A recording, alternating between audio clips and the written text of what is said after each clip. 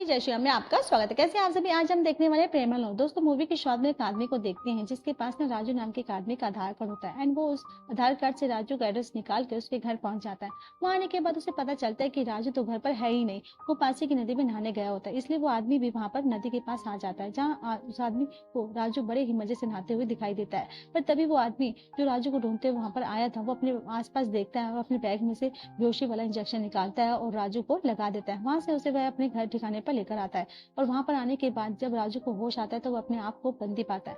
अब जो आदमी राजू को बंदी बनाकर लेकर आया था वो तेज धार चाकू से राजू के शरीर पर कट्स लगाने लग जाता है। इतना ही नहीं दोस्तों, वो उसको और भी तकलीफ देने के लिए उन कटर्स पर मिर्ची का पाउडर लगा देता है जिससे राजू तड़पने लगता है। तब तो वो आदमी राजू से पूछता है, तो बता ये वीडियो किसने सेंड की थी? अब ये सुनकर राजू डर के मारे सब कुछ बता देता है कि मैंने ये सब कुछ अकेले नहीं किया था, मेरे साथ 3 लोग शामिल थे जिनका नाम रायडू, सीनू और कमल है। उनकी फोटोज और एड्रेस तुम्हें मेरे मोबाइल में मिल जाएंगे और प्लीज मुझे जाने दो। लेकिन दोस्तों, वो आदमी जिसकी आंखों में खून सवार था वो उसे मोबाइल लेकर सीधा उसे भगवान के पास पहुंचा देता है, यानी उसकी हत्या कर देता है।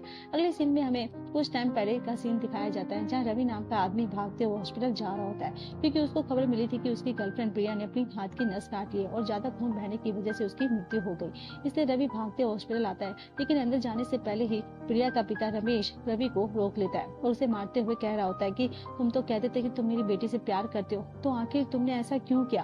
दोस्तों, रवि को एक वीडियो भी दिखाते हैं जिसमें रवि प्रिया के साथ दुष्कर्म करते हुए उसका वीडियो बना रहा होता है एंड उस वीडियो को देखकर तो रवि एकदम से तबियत खराब हो जाती है उसकी, तो वो घबरा जाता है और मोबाइल लेकर वहां से तुरंत भाग निकलता है। तभी वहां पर रमेश और का बॉस आता है मैघ, और वो जो रमेश को अपने भाई की तरह मानता है। पर उसको जब पता चलता है कि रवि ने प्रिया के साथ ऐसी हरकत की है जिसने बेचारी ने अपनी जान दे दी थी, तो वो रमेश से कहता है कि तुम चिंता मत करो, अपने गुंडों को भेज कर उस रवि का खेल खत्म कर देता हूँ।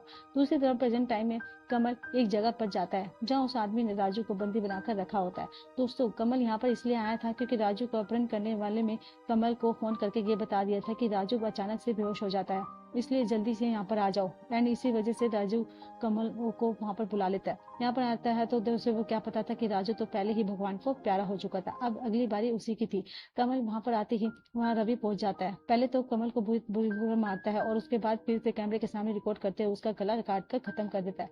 एंड दोस्तों, मूवी की शुरुआत में जिस आदमी को हमने राजू को मारते हुए देखा था वो कोई और नहीं बल्कि रवि था जिसने राजू और कमल को निपटा दिया था। अब बारी रायडू और सीनू की है, लेकिन रवि ऐसा क्यों कर रहा है तो इसके बारे में हम देखते हैं।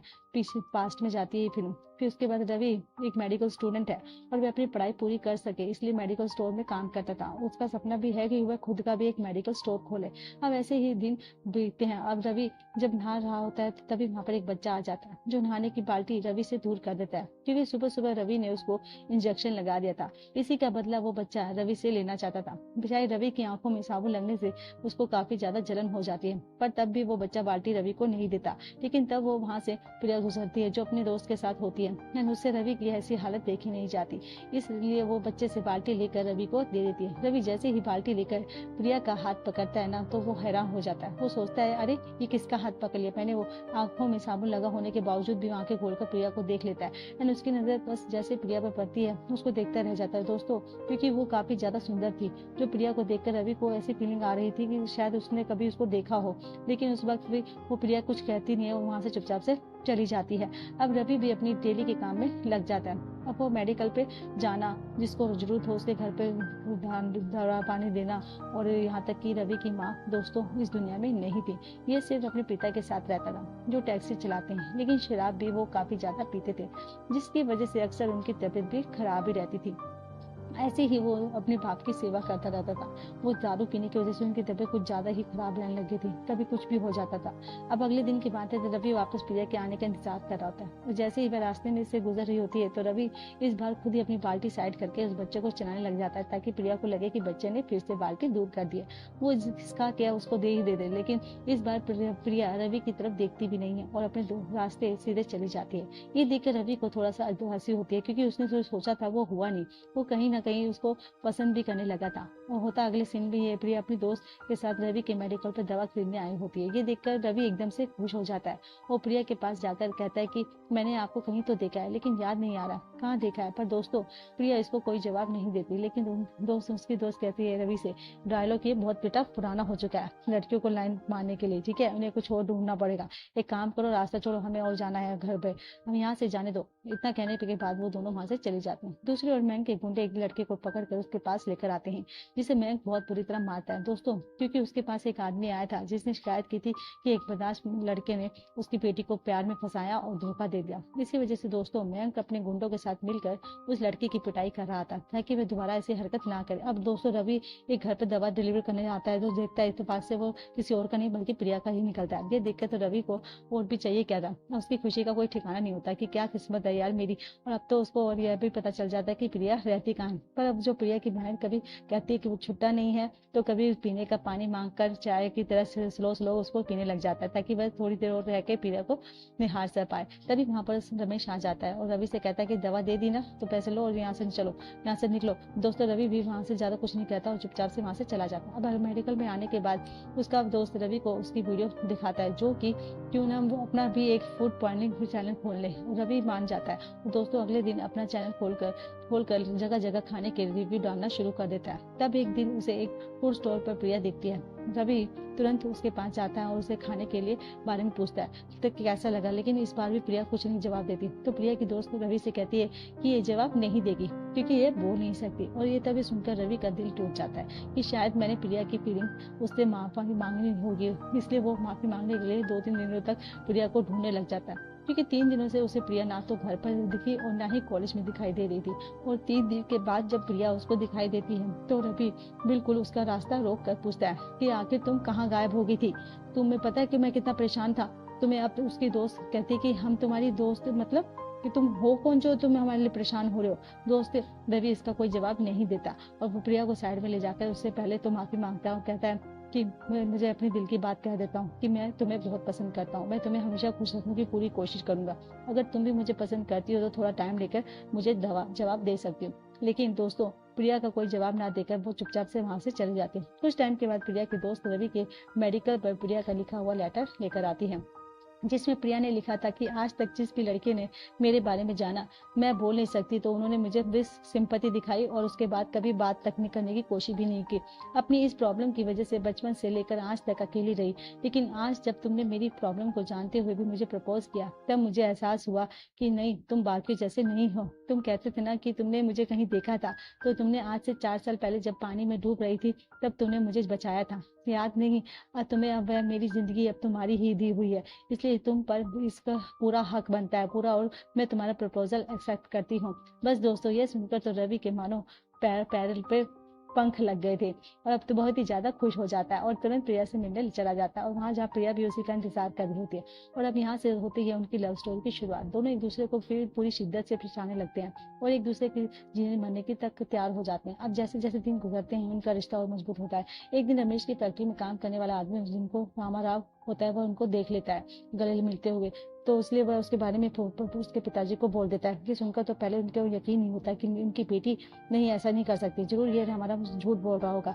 तो वह सोचते हैं कि एंड फिर वो अगले दिन वो तसल्ली करने के लिए सुबह प्रिया का पीछा करना शुरू कर देते हैं ताकि वह अपनी आंखों से देख पाए। वह देख रहे थे कि रमेश को दिखाई देता है कि प्रिया तो रवि के साथ बाइक पर सवार होकर मस्त कॉलेज जा रही है। ये देखकर रमेश का दिमाग घूम जाता है, ये तो बड़ी मेडिसिन डिलीवरी करने वाला वो लड़का है जो हमारे घर पर आया था, यानी कि हमारा सही कह रहा था कि प्रिया किसी के साथ चक्कर चल रहा है। दोस्तों यहाँ से हमें प्रेजेंट टाइम का सीन दिखाया जाता है जहाँ सीन बच्चों को कराटे सिखा रहा होता है। तभी वहां पर रवि पहुंच जाता है जो भी इसे भी इंजेक्शन लगाने वाला होता है कि कोशिश करता है, लेकिन सीनो बच जाता है और अपनी जान बचाते हुए वो तुरंत भाग निकलता है। और जब भी रवि उसका पीछा करता है, लेकिन जो उसे मिलता है तभी वो सीनो रायडू को फोन करके कहता है कि जिसको हमने वीडियो बनाया था ना वो बंदा मेरी जान लेने की कोशिश कर रहा है। तो ये सुनकर तो रायडू भी हैरान हो जाता है, लेकिन तब रवि वहां पर आकर सीनो को देख लेता है, जिसको देखते ही वो उसको जान से मार देता है। अब फास्ट का सीन दिखाया जाता है जहाँ रमेश रवि से कहता है कि देखो मेरी बेटी से दूर हो जाओ, उसमें तुम्हारी भलाई है, क्योंकि मैं जैसे लड़कों को अच्छी तरह से जानता हूँ। तुम लड़कियों को फंसाते हो, कुछ दिन तो मजे करते हो और फिर उन्हें लावारिस की तरह छोड़कर चले जाते हो। लेकिन दोस्तों, रवि कहता है कि देखिए, मैं वैसा नहीं हूँ और आप मुझ पर भरोसा कर सकते हैं। मैं आपकी बेटी को हमेशा खुश रखूंगा। हमने वादा किया है, जिएंगे तो साथ और मरेंगे तो साथ। ये सुनकर रमेश को और भी ज्यादा गुस्सा आ जाता है और रमेश मयंक को आकर सारी बातें बताता है। इसलिए मयंक के गुंडे रवि को अकेला पाकर उसको बहुत मारते हैं ताकि डर के मारे वो प्रिया से दूर हो जाए। लेकिन रवि इन सारी चीजों से डरने वाला नहीं था। वो रमेश से कह देता कि अगर आप कुछ भी करना चाहते हो, जिसने जो भी आपने करना चाहते कर लो। अगले सीन में रमेश के घर पर उसका ही एक रिलेटिव प्रकाश आया होता है, जिसके साथ रमेश प्रिया का रिश्ता पक्का करना चाहता था। तभी प्रकाश की नजर जब प्रिया पर पड़ती है तो वो उसे गंदी नजरों से देखने लगता है। साथ ही साथ वो इस रिश्ते के लिए मान तो जाता है, लेकिन उससे बदले उसे रमेश के गाँव की जमीन चाहिए थी। रमेश यहाँ रवि को लेकर बहुत परेशान हो चुका था, इसलिए वो प्रकाश की शर्तें मान जाता है बेझिझक।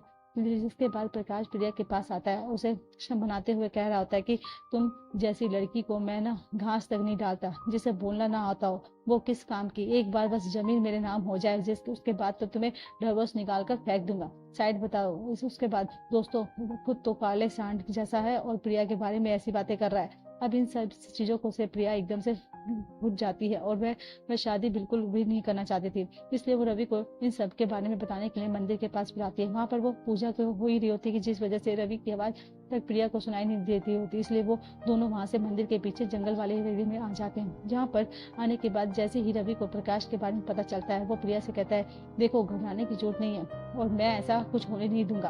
तुम सिर्फ मेरी हो और मुझसे कोई तुम्हें दूर नहीं कर सकता। यहाँ पर ये बेचारे अपनी मुसीबत से परेशानी थे कि उनको जिंदगी में एक और तूफान आने वाला था। वहां पर 4 बदमाश आ जाते हैं जो रवि और प्रिया को बंदी बनाते हुए अपने अड्डे पर लेकर आते हैं। जहाँ दोस्तों, उन्होंने रवि को तो बांध दिया होता है, पर उसके सामने ही वो चारों गंदी प्रिया के साथ दुष्कर्म करते हैं। और दोस्तों, ये चारों कोई और नहीं, राजू, कमल, सीनू और रायडू होते हैं। यही वजह थी कि रवि उन सबको मारना चाहता था। अब प्रेजेंट टाइम में उसने 3 को तो मार दिया था, अब बस बाकी एक और है। और ये वो बेचारा रवि अब अपनी आंखों से ये सब कुछ देखता है, लेकिन कुछ कर नहीं पाता। तभी वह चारों और अपना काम करने के बाद प्रिया को मारने की कोशिश करते हैं ताकि सारा आरोप रवि पर लग जाए। रवि उससे किसी विनती करता है कि प्रिया को छोड़ दो, वह किसी को कुछ नहीं कहेगा। तब जाकर वह चारों रवि से कहते हैं कि अगर तुम प्रिया को बचाना चाहते हो तो तुम्हें भी प्रिया के साथ वही कसब करना होगा जो हमने किया। उसका हम वीडियो बनाएंगे और इस वीडियो को सेफ्टी के लिए अपने पास रखेंगे, क्योंकि अगर आगे चलकर तुमने पुलिस को बताने का कुछ भी करने की कोशिश की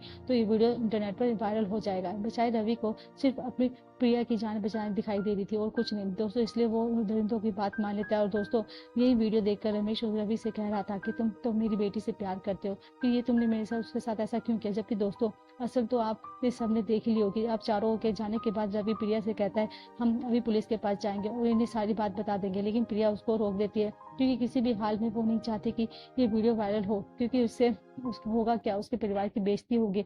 अब उस पर ही आंचल लगेगा। इस पर ना चाहते हुए रवि मान जाता है, लेकिन इतना बड़ा हादसा हो जाने के बाद क्या हुआ था वह चाहकर भी उसको बुला नहीं पा रही थी। इस हादसे ने उसके दिमाग पर काफी गहरा सदमा कर दिया था। इस पर समय उनकी आंखों के सामने वही सब घूम रहा था। अरे, इससे उन दोनों काफी परेशान रहने लगे थे। प्रिया ने तो मन ही बना लिया था कि वह खुद की जान देकर ही रहेगी, पर रवि जैसे तैसे उसको रोक लेता है। अगर हम सबको कुछ बुलाकर यहाँ से दूर चले जाएंगे, लेकिन दूर जाने से पहले पता है न दोस्तों क्या हुआ था। उस बेचारी से जो सदमे से उभर नहीं पाई थी, उसने मौत को गले लगा लिया था और इसी वजह से रवि उन चारों को ढूंढने में लगा हुआ था ताकि उनसे प्रिया की मौत का बदला ले पाए। उसने राजू का आधार कार्ड उसी अड्डे से मिला था जहाँ पर उन चोरों लोगों ने प्रिया के साथ दुष्कर्म किया था, क्योंकि हाल ही में राजू से वो गिर गया था। राजू को पकड़ने के बाद उसने बाकी तीनों के बारे में उसे पता दिया था, जिसके बाद अब यहाँ मूवी प्रेजेंट टाइम में चलेगी। प्रेजेंट टाइम में 3 लोगों को मारने के बाद रवि नायडू के पास जाता है, जिसे पहले से ही पता होता था कि रवि कभी भी उसके पास पहुंच जाएगा उसके पापों की सजा देने के लिए। इसलिए वो अपने भाड़े के टट्टू के साथ तैयार होता है। इसलिए लेकिन रवि उसके साथ सभी आदमियों को मारने के बाद उसको भी मारते हुए कहता है कि बता वो वीडियो प्रिया के पिता की को किसने भेजी थी। तब जाकर नायडू बताता है कि दुष्कर्म के बाद मेरा फिर से मन था प्रिया के साथ वो सब करने का, इसलिए मैंने उसे मैसेज करके धमकाया कि हाँ, जहाँ भी मैं कर रहा हूँ ना, तुम्हें तुरंत वहां पर आ जाओ वरना ये वीडियो वायरल कर दूंगा। दोस्तों, बेचारी प्रिया पहले से ही टूट चुकी थी और उसे और भी डर था कि अब ये कुछ हो ना जाए। मतलब एक तरह से उसका खुद से कंट्रोल हट गया था और वो जो हादसा अब वो भी भुला नहीं पाई थी, वही चीज फिर से उसके साथ हो गई थी इतना तो होने के बावजूद। इसलिए उसने बिना सोचे समझे इस रायडू के मैसेज की वजह से अपनी नस काट कर आत्महत्या कर ली थी। रायडू रवि से कहते हैं कि मेरा एहसान मानकर मुझे छोड़ दो कि मैंने वीडियो इंटरनेट पर नहीं डाली, सिर्फ प्रिया के पिता को सेंड की। लेकिन दोस्तों, रवि के सर पे तो खून सवार था, तो इतना मारता ही रायडू को भी उसकी जान चली जाती है। अब रवि वहां से प्रिया को अंतिम संस्कार में आता है और यहाँ पर उसे वहां देखकर बैंक के गुंडे उसको मारने आ जाते हैं, पर रवि के दोस्त उसको बचा लेते हैं। रवि को यहाँ पर कौन कौन क्या कह रहा था इससे कोई मतलब नहीं था। दोस्तों, वो प्रिया से कहता है, तुम्हें पता है तुमने वादा किया था ना, जिएंगे तो साथ और मरेंगे भी साथ, तो तुम मुझे अकेला छोड़कर कैसे जा सकते हो। इतना कहकर दोस्तों वो खुद का गला काट कर अपनी भी जान दे देता है और यहाँ खड़े सभी लोग बस देखते रह जाते हैं। दोस्तों, सच में बड़ा ही इमोशनल करने वाला सीन था और ये दो प्यार करने वाले एक साथ दुनिया छोड़कर चले गए। मूवी के आखिरी सीन में रवि के दोस्त रमेश को एक पेन ड्राइव लाकर देता है जिसमें रवि ने कुछ वीडियोस रिकॉर्ड की थी। उन वीडियो में वही चारों बदमाशों होते हैं जिन्होंने वीडियो में अपना अपराध कबूल किया था और उसके बाद ही रवि ने उनकी जान ली थी। तब रवि उस वीडियो में रमेश से कहता है कि उसने अपनी इतनी आसानी से कैसे सोच लिया कि वह अपनी जान से ज्यादा प्यार करने वाले प्रिया के साथ ऐसा कर सकता है।